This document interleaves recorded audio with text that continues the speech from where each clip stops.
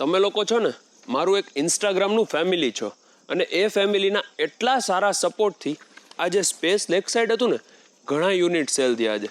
હવે ફક્ત જ યુનિટ અવેલેબલ છે, બહુ થોડાક જ યુનિટ અવેલેબલ છે.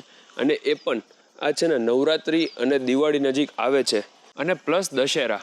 તો છે ને આ બધા તહેવારમાં તમે તમારી ઓપોર્ચ્યુનિટી મિસ ન કરી દેતા.